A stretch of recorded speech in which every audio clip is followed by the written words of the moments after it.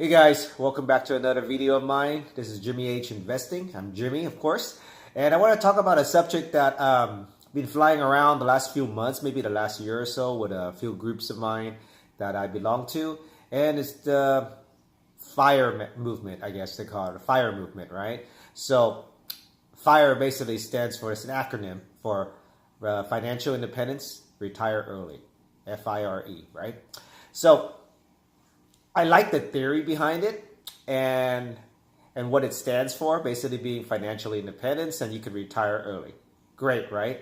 But the strategy that imply towards this movement, it's you save as much as you can and you earn as much as you can, limited your expenses. Therefore, you save more than you expense, and therefore you build up a nice big nest egg faster than what normally people would do during their working career, which is 40 years or 45 years, depending on when you want to retire.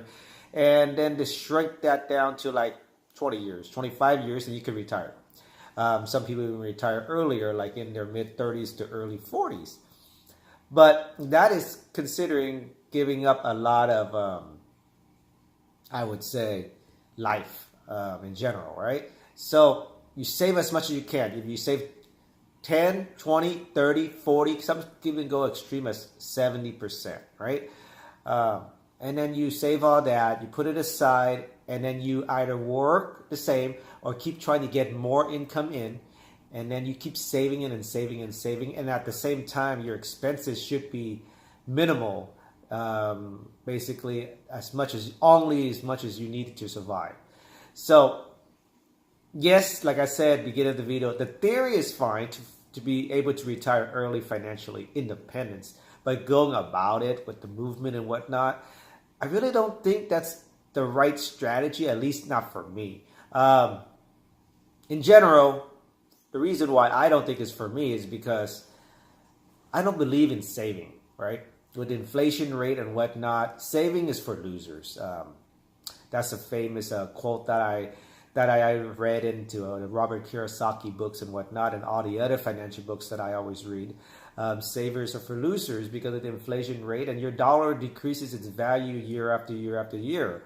If you save and you do not invest, and you don't make it grow for you, then savers are losers, right?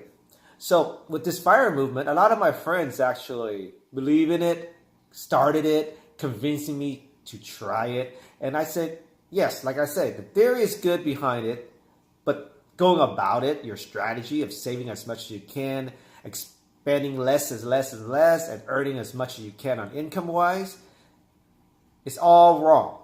We don't work for money, right? And that's the goal. We don't work for money. We let our money work for us. So investing in general will make our money work for us. So the way I'm doing it, as you know me, through real estate. I'm investing through real estate. I'm leveraging also through real estate. So I'm saving, yes, I'm saving as much as I can up to the limit where I feel like it's good. Right now, I'm only saving like 15 to 20% of my take-home income monthly. I save that. I have enough for a good sizable down payment on a property, and then I'll leverage the rest. I don't need to save 100% of the property cost. That'll take me forever because I'm not going to save above 30% of my income. No. I'm not going to sacrifice life just to save as much as I can so I can retire early. I'm going to save what I think I need to save, which is about 20%, and then I'm going to invest it, let it grow, leverage the rest of the money, and then I'm going to retire early anyways by eventually paying off whatever I owe on the mortgage, on my investment properties, right? So that's the way I'm going to go do it.